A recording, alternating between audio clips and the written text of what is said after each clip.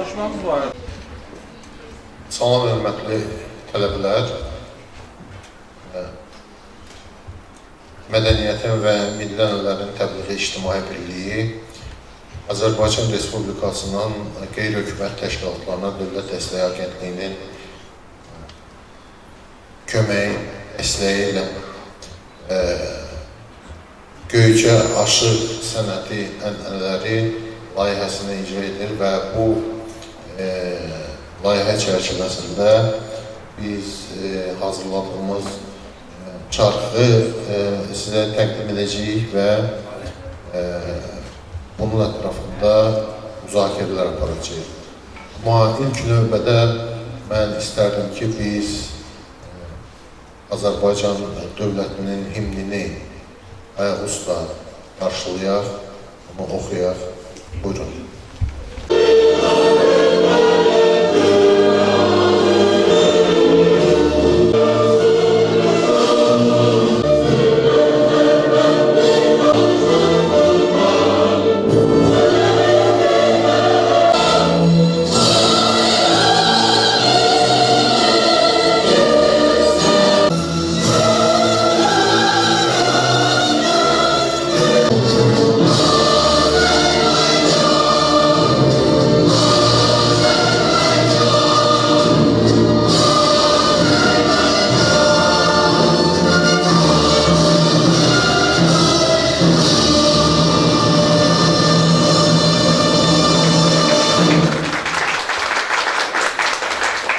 Bugün bizim Ağdaman, sağ qalan bizim gəncəvərlərimizin rolu var. Mən istərdim biz şəhidlərimizin ruhunu bir dəqiqəlik sükutla yad edelim. Buyurun.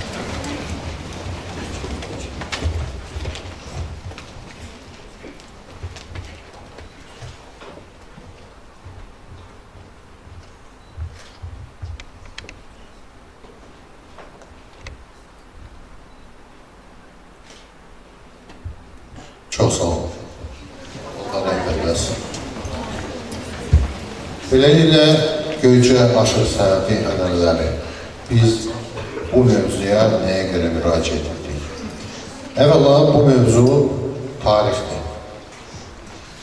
Tarix ona görə ki, biz Azərbaycanın başına 19-cu əsrdə, 20-ci əsrin əvvəllərində hansı qonuların gətirildiyini, nələrin baş verdiyini bilmək üçün biz Göyçə aşıq sənətinin tarixinə müraciət edəcək, onun tarixini öyrənsək, biz orada həm inkişaf görəcəyik, həm əzablar görəcəyik, həm fatihələr görəcəyik, bizi nələrdən məhrum ediblər, biz nələrin uğrunda mübarizə aparmışıq.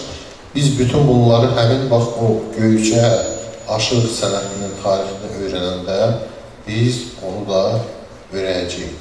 Amma təbii ki, ilk növbədə Göyçə aşıq sənəti bu mədəniyyətdir. Mədəniyyət hər bir millətin, hər bir xalqın tanıdılması üçün bir rəmzdir. Öndə gedən bir rəmzdir. Və bugün biz ona görə müraciət etmişik bu mövzuya ki, biz bunu tanımalıyıq. Tək ona görə yox ki, bugün Qərbi Azərbaycan mövzusu aktualdır, bugün hamı Qərbi Azərbaycandan danışır. Xeyr, həm də ona görə. Amma ilk növbədə ona görə müraciət etmişik ki, bu bizim mədəniyyətdir və bu mədəniyyət bizim xalqı, bizim milləti, bizim etnosu yaşadan bir məsələdir. Ona görə onu bilməliyik. Və burada biz bu mövzunu tanıtmaq üçün, belə deyək, bu mövzu ilə bağlı minimum biliklər vermək üçün biz balaca bir çarx hazırladıq, 17-20 dəqiqəlik. Mən istərdim həmin çarxa baxardınız, sonra biz onun ətrafında müzakirə aparardıq. Buyurun.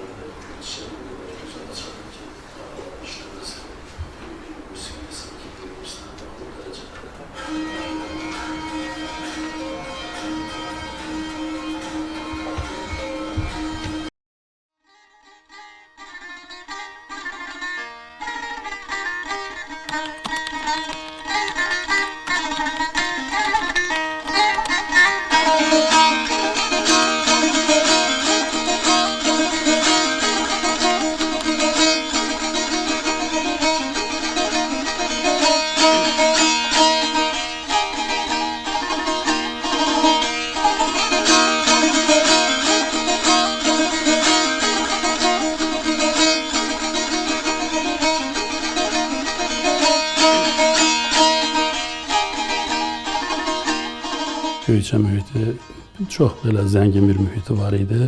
Hər tərəfdən sıra dağlar idi. Göyçə gölünün ətrafındaydı bu dağlar və Göyçə gölünün ətrafında da bütün kəndlər idi. Vaxtilə dəniz səviyyəsində 2000 metrə yüksəklikdə yerləşirdi. Vaxtilə o ərazidə demək olar ki, hamısı türklər yaşayıblar. Bir növ Göyçə mahalı, aşıq sənəti orada çox böyük inkişaf edibdir.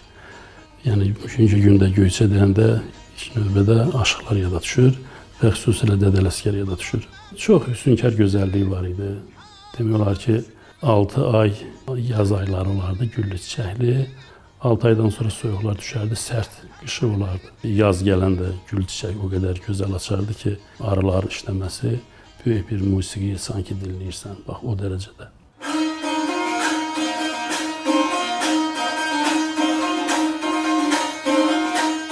Aşıq sənəti üçün mütləq doğulmaq lazımdır. Yəni, öyrənməklə aşıq olmaq olmaz. Öyrənməklə sən yalnız biliyini zənginləşdirə bilərsən. Amma aşıq olmaq üçün mütləq aşıq doğulmaq lazımdır. Tovuzdan, Qazaxdan, Gəncədən, Kəlbəcərdən, Göyçədən şair də olmur, aşıq olur. Birbaşa aşıq doğulur bu insanlar. Bu sənət üçün də mütləq aşıq doğulmalısan. Ona görə də mütləq bu sənət üçün o bölgə çox böyük əhəmiyyət kəsb edir. Dədə Ələsgəri də Ələsgər eləyən Göyçə mahalı olubdur.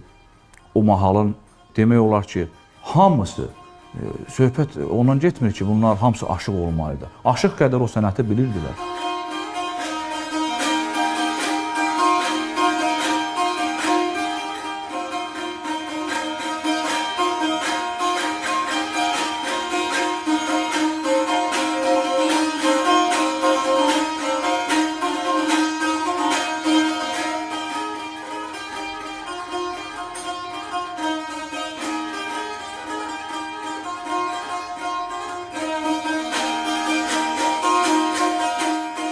Göyçə mühiti aşıqları yetişdirdi. Məsələn, Aşıq Ələsgər kimi belə dahi bir sənətkarı Göyçə mühiti idi ki, yetişdirdi. Göyçədə ümumiyyətlə Göyçədə el şairləri olub ki, halbuki bunların da bilavasitə çox əksəriyyəti istəyib ki, məclislərdə bunların sözləri oxunsun. Bir növ biri-birindən həmişə konkurensiya olubdur da. Bu baxımdan çox dəyərli şairlərimiz orada yetişiblər. Xüsusilə aşıqlıq sənəti də bayaq dediyim kimi ən çox deyərdim ki, Göyçə mühitində aşıq sənəti yetişib. Çünki aşıqlarımız da belə idi ki, hər belə deyim də əlinə saz alan aşıq ola bilməzdi. Orada sanki bütün insanlar bu sənəti dərindən bilirdi. O da məclisə hər adam aşıq kimi gəlib məclisi idarə edə bilməzdi. Çünki tamaşaçılar daha çox bilirdi. Odur ki, aşıq olan mütləq ustad yanında püxtələşməli idi. Məsələn, Aşıq Ələsgərin özünün şəhidlərinin birinin eləsi var ki, 8 il, 10 il ona qulluq edən şəhidlər olubdur. Budur ki, məsələn, onlar heç vaxt məğlub olmurlar. Həmişə bütün məclislərdə sözlərini deyə biliblər.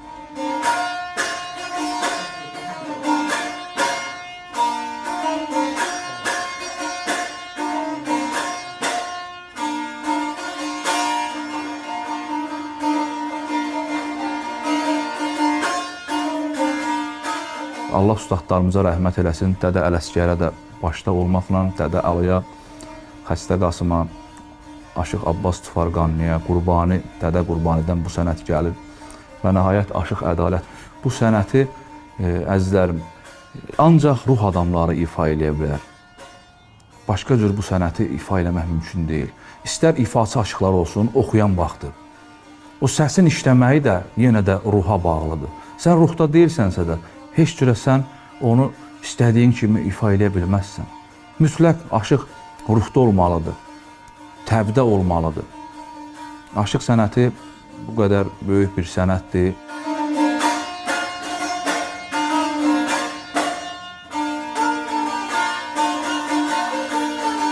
Göyçə, məsələn, aşıq məktəbi belə olub ki, orada çox ustad, böyük ustadlar yetişdirildiyinə görə, orada məhz ən çox ədəb-ərkana, daha çox biliyə, daha çox, məsələn, belə deyim, o dövrdə dəyişmələr olub, bir-birini bağlamalar olubdur. Məsələn, hansı aşığın, məsələn, bir-birinə məsələn bağlama yazıbdı. Onu hansı aşıq aça bilib, aça bilməyib. Hətta o dövrdə nəyə görə məsələn tutaq ki, Aşıq Ələsgər bu cür belə deyim də bugünkü günümüzdə ən zirvəyə qalxdı. Məsələn xəstə qalsın, məsələn açılmayan bağlamalarını məsələn Aşıq Ələsgər açıb. Bunu da ki, təbii ki, o dövrdə məsələn aşıqlar yetişəndə əsasən deyirdilər, görəsən hansı aşıq daha güclü olar, məsələn, el arasında söhbətlər gəzərdi və müəyyən məsələlərdə tutaq ki, aşıqlara suallar verilərdi. Hansı aşıq məsələn onu açardısa, o el içində nüfuza malik olardı. Məhz bu baxımdan o aşıq sənəti Göyçədə xüsusilə aşıq kimi formalaşıbdı. Sırf aşığı orada, o dövrdə tutaq ki, məsələn, Aşıq Ələsgərə bəzən görürsən, haqq aşığı deyirlər. Məsələn, bu haqq aşığı ancaq, belə deyim də, onun alğışı olardı, tutaq ki, qarğışı olardı Dədə Qorqud kimi və özünü aparmağı bacarırdılar. Məsələn, Ələsgərin şeirində də var da, aşıqlığın düsturunu deyibdi. Aşıq necə olmalıdır? Yəni, bu həqiqətən elədi ki, məsələn, aşıq oturuşunu, duruşunu elə olmalıdır ki, az danışmağı, xalqa düzgün, doğru söyləməsi, bunun hamısı aşıqda cəmləşməli idi. Aşıqlar da haqqın carcısı olublar və düzgün, doğru yol həmişə göstəriblər.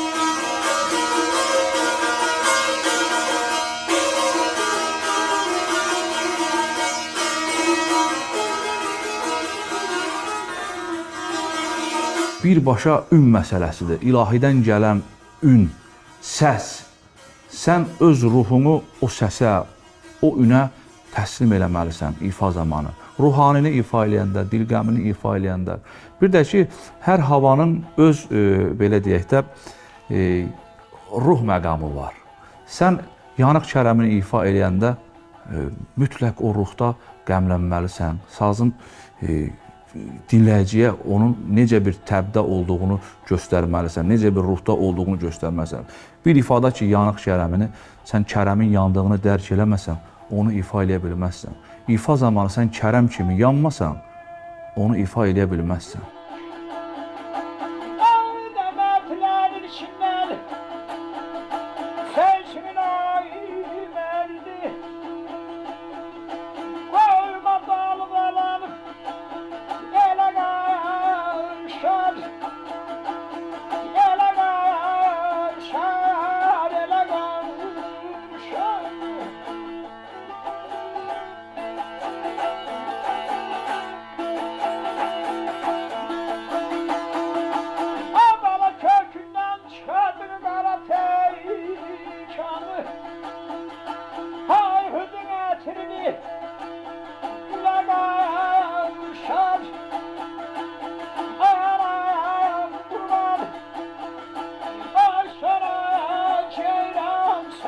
Göyçədə çünki ən belə dəyər verilən aşıq olardı.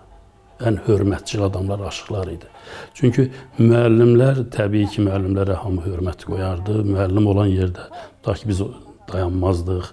Haradakı müəllim dayanıb onun yanından elə keçərdi ki, bizi görməsin. Yəni, o dəyərlər var idi. Amma aşıqlar xüsusilə bir ozanlıq sənətini daşıyırdı. Orada hamı onlara hörmətlə yanaşardılar. Məsələn, hansısa bir aşıq gələndə hamısı ayağa qalxardı ki, gəl, filan aşıq gəlibdi məclisə. Bir də ki, məclisdə hamı onu dinləyərdi. Yəni, bir kəlmə, məsələn, heç kəsin ağzından başqa söz çıxmazdı, hamı qulaq asardı. Bu da təbii ki, aşığın, belə deyim də, necə qüdrətə sahib olmağını göstərirdi ki, hansı səviyyədədir bu aşıq. Bu mənada aşıqlıq orada sanki ən yüksək səviyyədə baxılırdı. Təbii ki, onda da, məsələn, aşıq inkişaf eləyəcəkdi. Aşıq el ağsaqqalı idi, el atası idi, aşıq bir ozan idi. Yəni, o iki, məsələn, qanı, belə deyim də, qanlıq söhbəti kəsərdi. Məsələn, onun sözü söz olardı.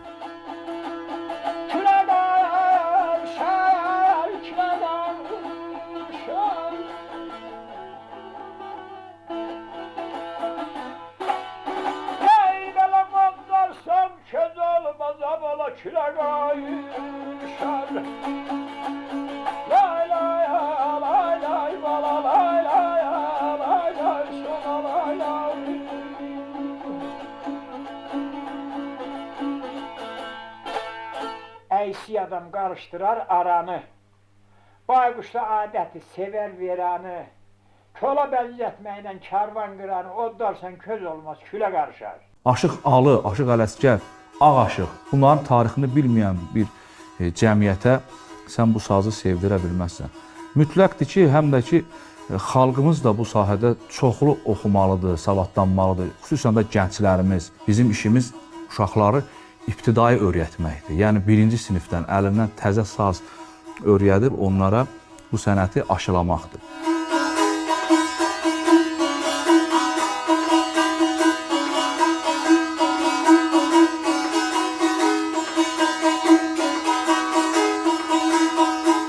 Göyçə aşıq sənəti həqiqətən də belə dediyim kimi sanki elə aşıq sənətin elə beşiyidir, belə deyim də. Çünki orada hər ailədə demək olar ki, saz var idi. Hər ailədə saz var idi. Sonra böyük maraq var idi. Tutaq ki, saza böyük maraq var idi, aşığa böyük maraq var idi.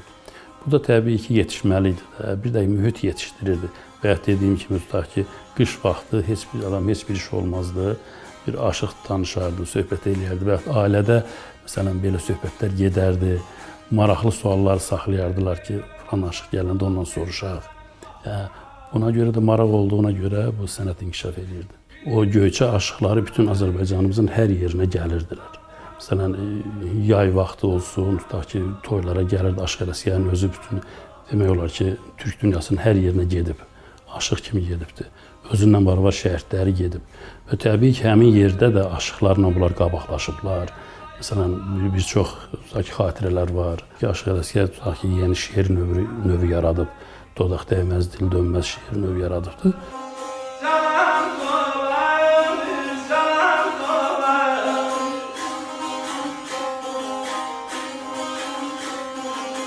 Gəldi yaz ayları həsrət çəkər xak. Deyər Neysan gələ, yağa, yağa. Lənət şeytana de, şər işdən əl çək. Şeytan səni salar ayağa. Səyyət dəryalarda alar, cəngələ. Həsrət çəkər, çiskin gələ, çəngələ.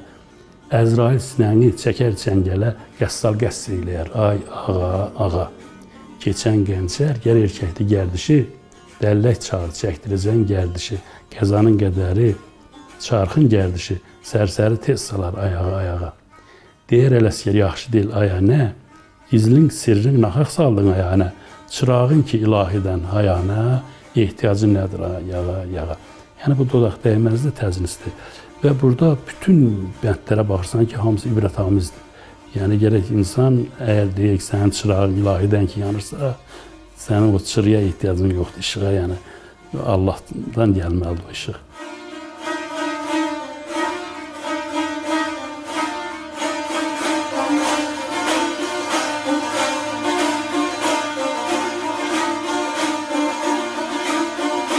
Ümumiyyətlə, bugünkü günümüzdə Göyçə Aşıq məktəbi demək olar ki, o səviyyədə deyil. Yəni, tamamilə Göyçə dağılandan sonra hərə bir tərəfə düşdü. Çünki birinci ev qayğıları gündəlik dolanışacaq. Məcbur elədik insanlar hərə bir səmtdə bir qismət çörəyini çıxartsın. Bu baxımdan Göyçə Aşıq məktəbi sanki zincir sındı da. Amma yenə də bu aşıq sənətinə məşğul olanlar var. Mən inanıram ki, bayaq dediyim kimi Ələsgər yenə tərk o torpaq yetişdirdi. İnanıram ki, Göyçə mühiti yenidən Ələsgərlər yetişdirəcəkdir. Çünki mühit çox şey deməkdir. İnsan ora düşəndə istər-istəməz mühitdə formalaşır. Mən inanıram ki, əgər o torpaqlara yenidən qayıtsaq, mütləq təzədən o zəncir bərpa olacaqdır.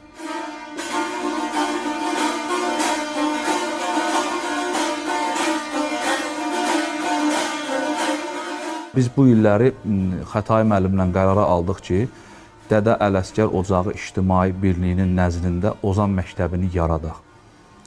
Və bu gözəl təşəbbüsümüz də alındı. Artıq ondan çox şagirdimiz var. Bir neçə qrupla biz dərs keçirik. Şagirdlərimizin də Azərbaycanın istənilən bölgəsindən sazı sevən şagirdlərimiz təşrif buyururlar. Bu sənəti öyrənməyə çalışırlar. Hal-hazırda biz bir ildir fəaliyyət göstəririk. Bu bir ildə də ondan çox şagirdimiz var.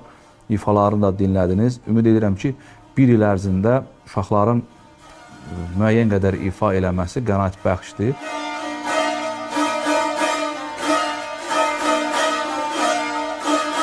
Bir gün eşidəcəyik ki, artıq ora köç başlanılır.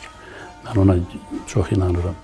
Mənim orada otağımda da var, kəndimizin şəklini asmışam divardan. Hər gün ona baxıram və fikirləşirəm ki, görəsən o gün gəlsin, gedim. İlk növbədə elə Dədə Ələsgərin o qəbrini gedim ziyarət edeyim. Düzdür, qəbir üstü daşı sındırıblar, amma qəbrin yeri durur.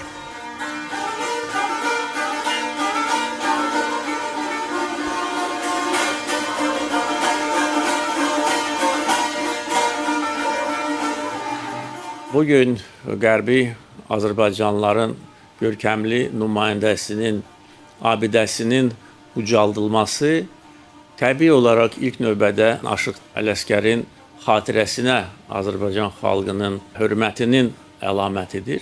Ancaq eyni zamanda bu abidə bütün Qərbi Azərbaycanlıları yenə də bir amal uğrunda və bütün Azərbaycan xalqını birləşməyə dəvət edən hadisədir.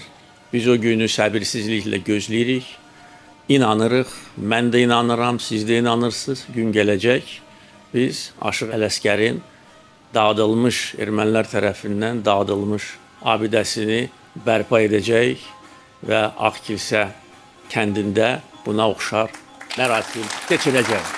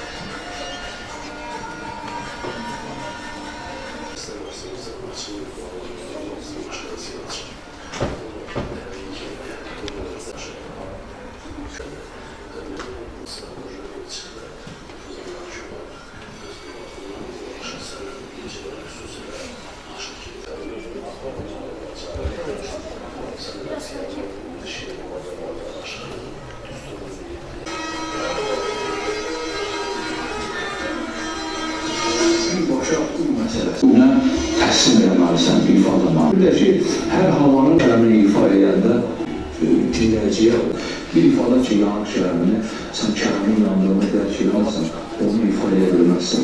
İfa zamanı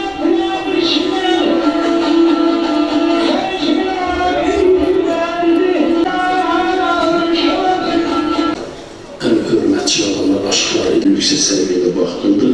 Təbii ki, onlara mesela Aşıq Şəfiqəcik, Aşıq Elazığ Qaraniyev atasıydı, Aşıq bir ozan idi. Yəni o iki məsələn qanun belədiyində qanun söhbəti kəsərdi, məsələn onun sözü sunurlardı.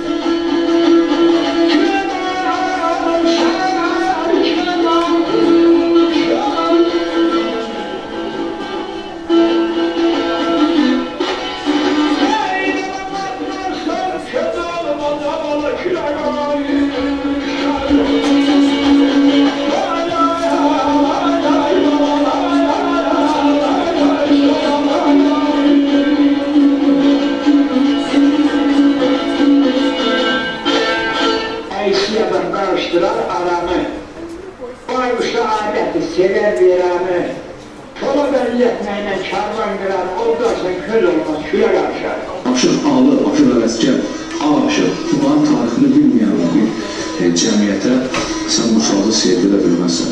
Mütləqdir ki, həm də ki, xalqımız da bu sahədə çoxu oxumalıdır, savadlanmalıdır. Xüsusən də gənclərimiz, bizim işimiz uşaqları ibtidai öyrətməkdir. Yəni, birinci sinifdən əlindən təzə saz öyrədib onlara bu sənəti aşılamaqdır.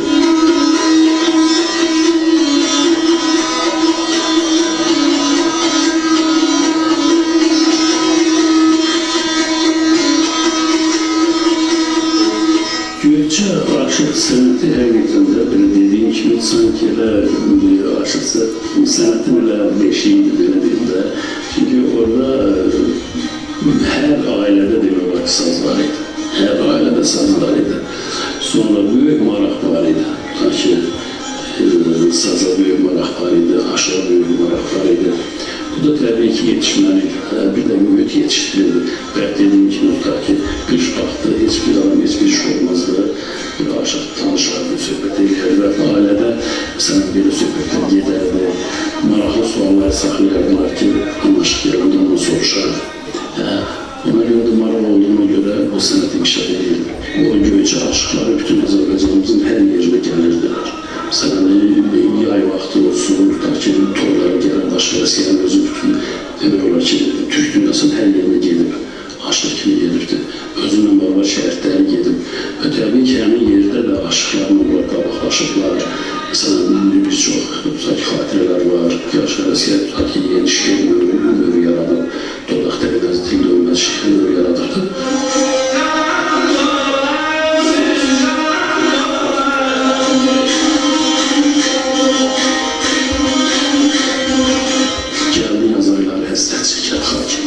Neysan yala, yala, yala, lənət şeytana deyil, şər işləmə çək, şeytan səni salar, ahıraya, səyyət dəryalarda alar, çəngələ, həsrət çəkər, çingələ, çəngələ, əzrail sinəni çəkər, çəngələ, qəssab qəssibəyər, ay, ala, keçən gəlsə, gəlir kəndi gəldişi, dərmək çarı çəkdizin gəldişi, qəzanın gəlləri, çarxın gəldişi, sərsəri tez salar, ayağa, Deyir eləsin, yaxşı deyil ayağına, izinin sirrin nahar saldım ayağına, çırağın ki vahilən ayağına, ehtiyacın yara.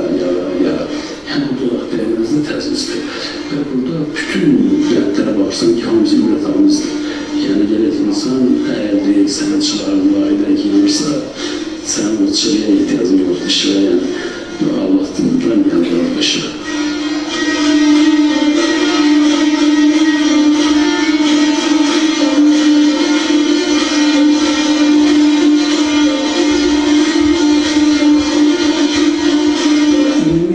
Bugünkü günümüzdə Göyçə aşıq məktəb müdürü olar ki, o səviyyədə deyil.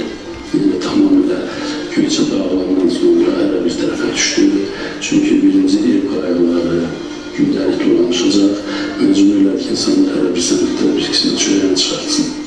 Bu baxımdan Göyçə aşıq məktəbi sanki birinci sınırda, amma yenə də bu aşıq sənətlə məşğul olanlar var. Ben inanıram ki, bayaq dediyim kimi Ələsgər yenə də ki, torpaq yetişdirdi. İnanıram ki, Göyçə mühidi yenidən Ələsgərlər yetişdirdi. Şagirdlərimiz təşrif buyururlar, çox şagirdimiz var. Xalqının hörmətinin əlamətidir. Ancaq eyni zamanda bu abidə bütün qərbi Azərbaycanlıları yenə də bir amal uğrunda və bütün Azərbaycan xalqını birləşmə dəvət edən hadisədir. Biz o günü səbirsizliklə gözləyirik, inanırıq, mən də inanıram, siz də inanırsınız, gün gələcək. Biz Aşıq Ələsgərin dağıdılmış, ermənilər tərəfindən dağıdılmış abidəsini bərpa edəcək və Akilsə kəndində buna oxşar ərazi tikiləcək.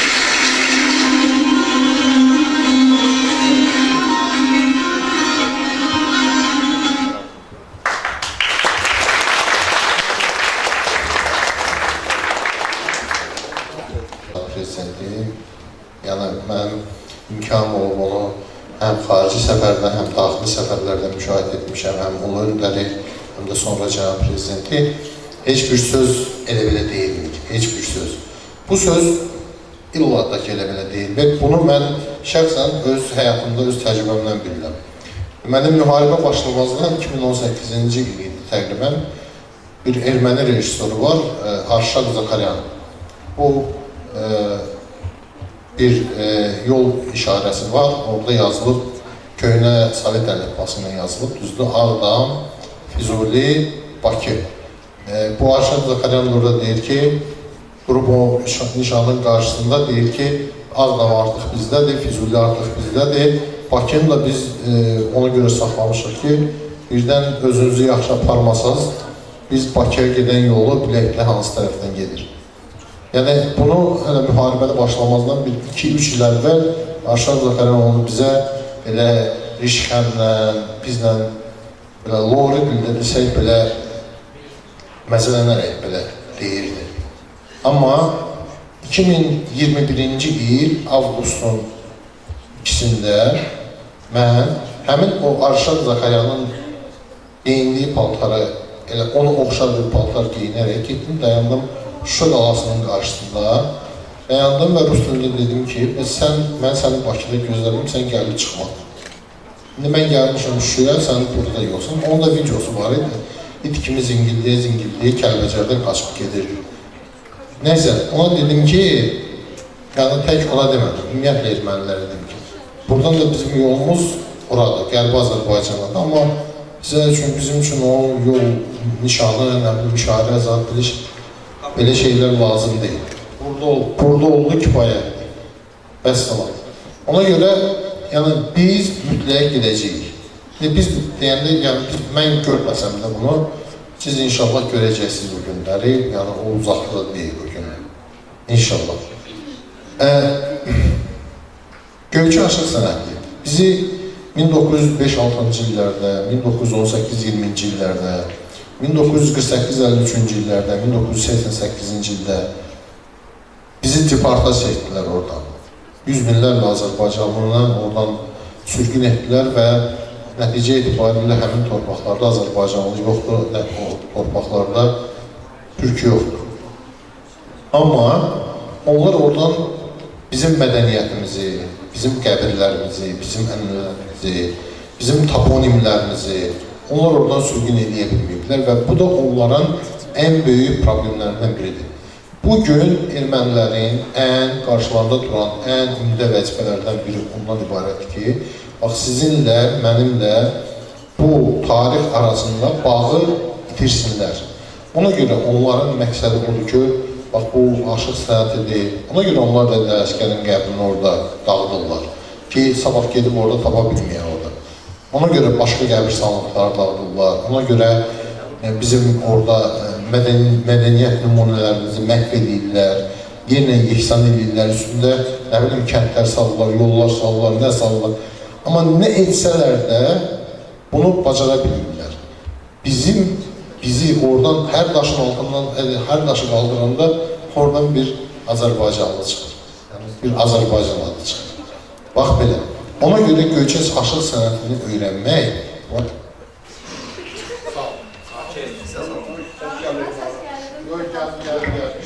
yandım. Evet. Elə belə də söhbət edir. Yəni, ona görə Göyçü Aşıq sənət ənənələrini öyrənmək vacibdir. Həm də ona görə vacibdir ki, bax, mən keçən dəfə 2 tədbirdə dedim, bu tədbirdə deyirəm. Burada oturan hər bir gənc qardaş mı deyim, nə bilim, yoldaş mı deyim, gənc oğlanlar və gənc xanımlar, bəylər və xanımlar. Sabah, nə bilim, 1 ildən sonra, 3 aydan sonra, 5 ildən sonra hər biriniz bir ailənin sahibi, bir ailənin, necə deyərlər, ailədə bir başçı olacaqsınız. Hər biriniz ailənin necə icra edəcəksinizsə, o sizin içərinizdə olan o mənəvi dəyərlərdən asılı olacaq. Nə dərəcədə o dəyərlərə yiyələnmişsiniz, nə dərəcədə o dəyərlərin daşıyıcısınız və o dəyərlərə nə dərəcədə qiymət verirsiniz. Və o dəyərləri də siz, bax, bundan öyrənəcəksiniz. Buradan başlayır hər şey. Mən demirəm, hamınız əlinizə saz alan və bu sənəti öyrənən və s. Amma bu sənəti bilmək lazımdır. Oradakı o sözləri bilmək lazımdır. Çünki o sözlərdə dəyər var. O sözlərdə həyat var. O sözlər sizi yaşamağa öyrədəcək, sizi həyatda aparacaq irəli. İrəli, ancaq irəli aparacaq sizi. Mən istərdim bizim burada hörmətli Dərsgər Müzafə İctimai Birliyinin sərbəli müavini buradadır. Mən istərdim Talib müəllimə söz verim. Buyurun Talib müəllim. Talib müəllim həm də mənim tələbə yoldaşımdır. Yəni siz bir vasitəçi olduğunuz biz bu günləri neçə illərdən sonra görüşmüşük. Həm də ağlamlıdır, təbrik edirik onu. Sana bundan qayıtdım. Minnətdaram, var olasınız. Etibar müəllim, gerçəkdən siz təkcə bir layihə icra etməmişsiniz. Siz həm də Azərbaycanın milli mənəvi dəyərlərinin yaşadılmasında vacib olan bir mövzunu, hansı ki, elə hazırlanan video çarxın sonunda da ölkə başçısı cənab İlham Əliyevin o fikirləri səslənir ki, biz yenidən Ağkilsədə bundan da daha yaxşı Dədə Ələsgərə bir abidə ucaldarıq. Qərbi Azərbaycan bugün Azərbaycan dövlətinin xarici siyasətinin xüsusilə prioritet istiqamətlərindən biridir.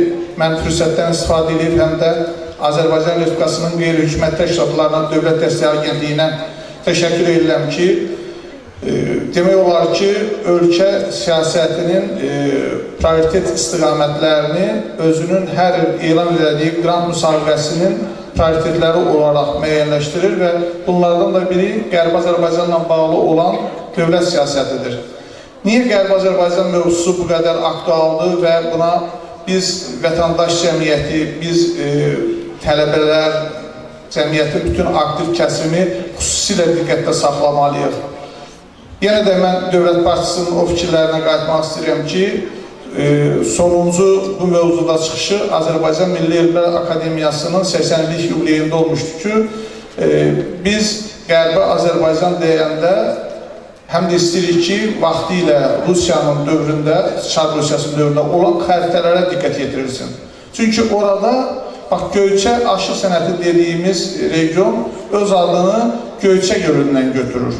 Bilirsiniz ki, ermənilər o əraziyə yerləşdirdikdən sonra orada Rus imperiyasının dəstəyi ilə 1829-cu ildə İrəvan xanlığı ərazisində erməni vilayətinin yaradılması və sonradan ermənilərin orada kompakt yaşayaraq özlərinə qondarma bir dövlət yaratması sayəsində Göyçə gölünün adı dəyişərək Sevan gölü oldu. Amma tarixin o dərinliklərində özdə çox da keçmişə getmir. Ya biz milatdan öncə, nə bilim, 5000 il bundan əvvəl tarix deyil. Bu, bəlkə də dünyanın uzun ömürlü insanları var ki, 200 yaşında, 150 yaşında həmən o haqqında danışdığımız xəritələri gözü ilə görübdür. Yəni, o dövrün insanlarıdır. 150 il, 200 il bundan əvvəl bu coğrafiyanın tamamilə adı, toponimləri, coğrafi adları hamısı Azərbaycan türk adları idi. Dağ adları, dərə adları, çay adları, yaşayış məntəqələrinin adları, başdan başa Etibar müəllim bayaq obrazlı bir ifadə işlədi ki, indi Ermənistan adlanan ərazidə istənilən daşı qaldırılsın, altından Azərbaycan çıxır. Azərbaycanın tarixi çıxır. Çünki o daşın o biri üzü vaxtı ilə Azərbaycanlıların atdığı daşlardır. Azərbaycanlıların oraya qoyduğu daşlardır, yaratdığı tarix, mədəniyyət nümunələridir ki, bugün gerçəkdən onları tərsinə çevirəndə Azərbaycan kimliyi, Azərbaycan mahiyyəti ortaya çıxır. Bu baxımdan mən layihəni uğurlu hesab edirəm və təşəkkür edirəm. Ardıcıl olsun. Etibar müəllim özü barədə qısaca danışdı dövlət başçısının həm daxili, həm xarici səfərlərində. Əksəriyyətinizin gənc olduğunu nəzərə alıb, Etibar müəllim haqqında bir dənə onu demək istəyirəm ki, uzun illər Etibar müəllim Azərbaycanın aparıcı televiziya kanallarından olan ANS televiziyasının əməkdaşı olubdur və milyonların sevimlisi olan bir aparıcı olubdur. Çox gözəl də nitqi var. Bir daha Etibar müəllimi alqışlayalım və ondan belə gözəl naləfət edəyəm. Sağ olun. Mən sizin hər birinizə təşəkkür edirəm. Çox ciddi yanaşın bu məsələyə. Çox ciddi yanaşın. Bilirsiniz, hər biriniz bir nəslin başlanğıcını qoyacaqsınız. Bir nəslin mənbəyində dayanacaqsınız. O nəsil necə gedəcəksə, necə inkişaf edəcəksə, hansı dəyərlərin sahibi olacaqsa da, o vaxt sizdən başlayacaq. Siz nə verəcəksinizsə, onlar da onu aparacaqlar irəli. Ona görə öyrənin. O şeirləri öyrənin. Mən bayaqları Xətai müəllim burada filmdə, çarxda deyirdi, dodaq dəyməz, dil dönməz. Yoxdur başqa xalqlarda. Yoxdur. Bax, bizim xalq ona görə unikaldır. Düz deyib, kənara çıxanda biz deyəndə ki, biz unikalıq, biz bir çox yeniliklərin, bir çox yəni başqa yerlərdə olmayan bir təşəbbüslərin müəllifləri məhz bizə biraz belə xor baxırlar, amma bu həqiqətən belədir. Biz özümüzü tanıyaq, özümüzə qiymət verək. Ondan sonra başqalarına narahat olmayın, başqaları özləri bizi tanıyacaqlar, özləri də bizə qiymət verəcəklər. Cənubi Azərbaycanda, Türkiyədə, başqa yerlərdə olan aşıqlar var ki, mən görmüşəm də onlar. O insanlar deyirlər ki, Dədə Ələsgər olmasaydı, o sənət olmasaydı, biz yaşaya bilməzdik, biz yaşada bilməzdik sadəcə Cənubi Azərbaycanda misal üçün aşıq sənətini. İndiki şəraitdə heç yaşada bilməzdilər. Amma yaşadırlar və bu işdə də bizim Göyçə aşıq sənətinin çox böyük rolu var. Göyçə aşıq sənəti hesab edin ki, aşıq sənətinin bir mənbəyidir. Hər şey oradan qaynaqlanır. Oradan qaynaqlanır və sonradan yayılır və gedir. Ona görə biz buna belə baxaq. Mən bir daha sizin hər birinizə təşəkkür edirəm. Çox sağ olun bizim layihədə belə iştirak etdiyinizə görə. Və təbii ki, mən Azərbaycan Respublikasının dövlət dəstəyi və qeyri-hökumət təşkilatlarına, dövlət dəstəyi agentliyinə öz təşəkkürümü bildirirəm ki, bizim layihəyə etibar və etimad göstərdi, maliyyələşdirdi və biz öz məqsədimizi, öz niyyətimizi gerçəkləşdirib sizin hüzurunuza çıxara bildik. Çox sağ olun, təşəkkür ederim. Bir dənə də şəkil çəkdirək də bu təqdim etdik.